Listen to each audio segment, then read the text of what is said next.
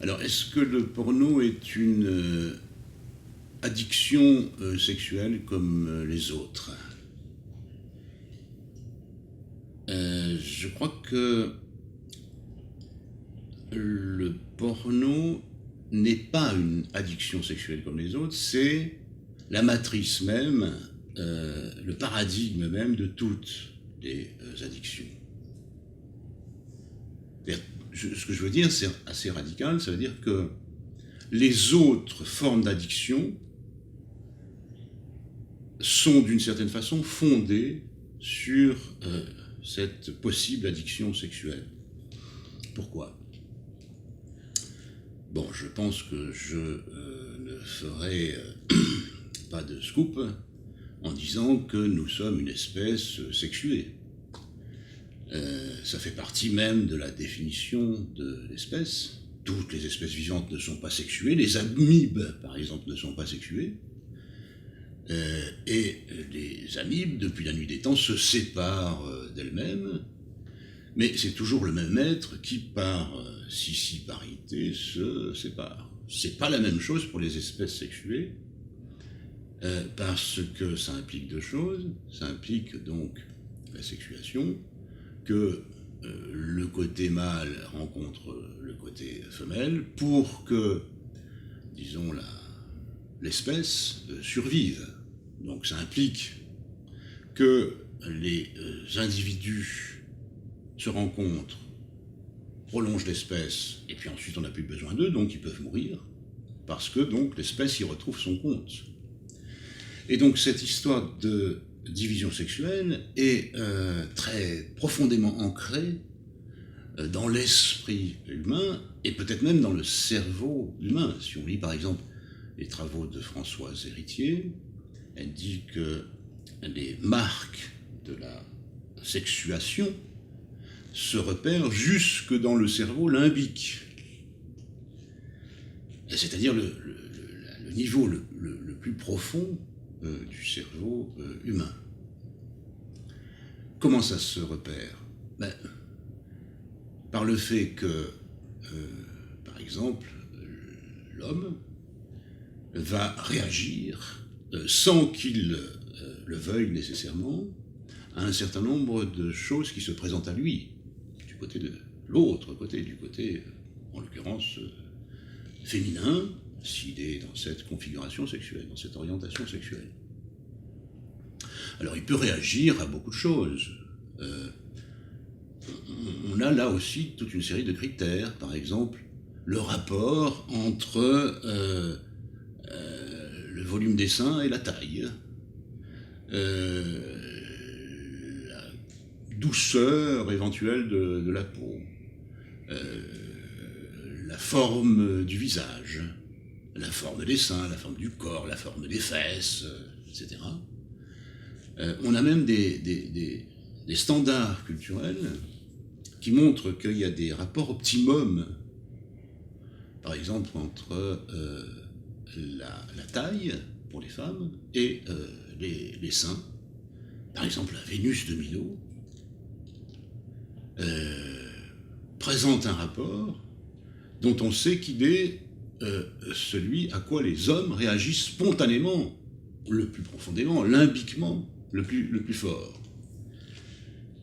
Donc voilà, ça imprimé très profondément la réaction à la présence sexuelle de l'autre. Et donc ça produit, ça engendre, toujours dans le cerveau, le désir d'approcher de cet autre, qui se manifeste par la production, je ne suis pas un neuroscientifique, mais il faut tenir compte quand même de ces données, de transmetteurs, comme par exemple la dopamine, qui se produit dès lors que ces critères d'olfaction, de vision, de toucher sont remplis. Hop, production immédiate de dopamine. La dopamine, c'est donc quelque chose qui produit un sentiment de désir puissant, qui est assez incoercible, et qui implique en principe que ça aille plus loin. jusqu'à la réalisation de la rencontre effective, c'est-à-dire sexuelle, avec cet autre. Après quoi, si cette rencontre se fait, d'autres neurotransmetteurs apparaissent comme les endomorphines ou endorphines, qui sont non pas des substances opiacées, mais qui chimiquement produisent les mêmes résultats que la morphine ou une substance opiacée. Donc un sentiment d'euphorie qui donc conclut cette phase de rencontre avec l'autre. Alors vous voyez que la nature, pour piéger les individus d'un sexe ou de l'autre, dispose d'un piège, et le piège, c'est des drogues internes, dopamine et endomorphine, qui font que lorsque ceci se réalise, hop, il y a une récompense, en quelque sorte, qui est produite de façon interne chez les individus, en principe, de chacun des deux sexes. Alors, il est évident qu'à partir de là, ceci constitue la matrice même de toutes les formes d'addiction, puisqu'il y a production de drogue, et c'est une drogue produite qui ne coûte rien, si je puis dire, puisqu'elle est produite de façon interne. Il est bien évident que cette drogue produite de façon interne, vous pouvez la remplacer par des drogues externes.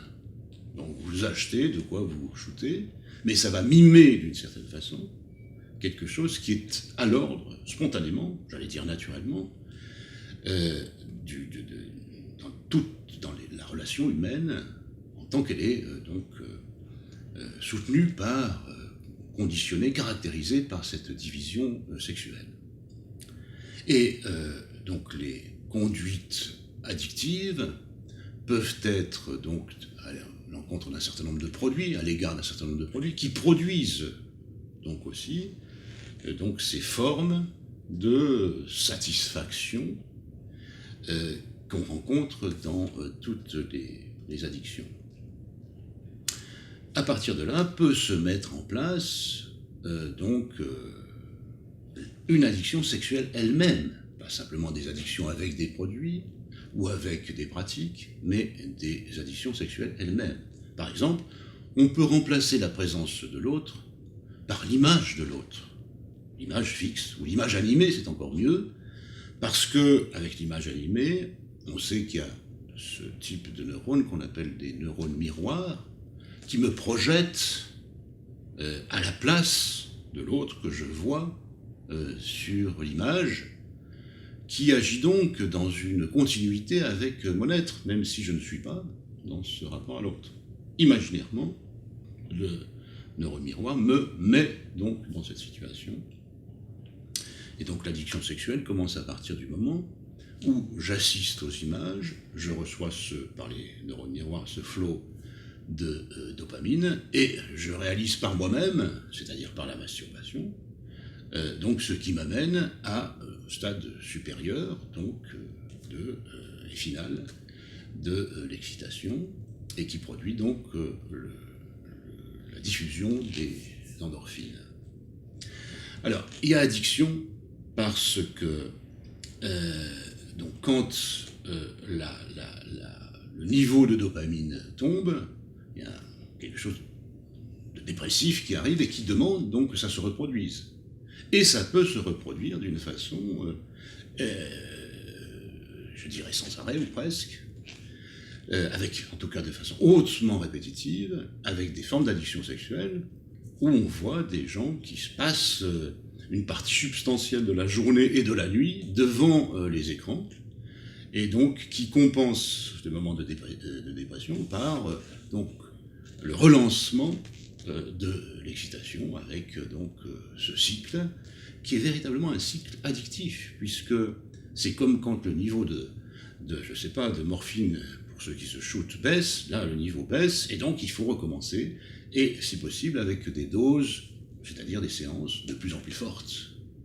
Donc là on est au cœur de l'addiction sexuelle, et je dirais même que l'addiction sexuelle représente le cœur de toutes les autres addictions possibles qui fonctionnent donc avec des produits de substitution à ces produits internes, etc.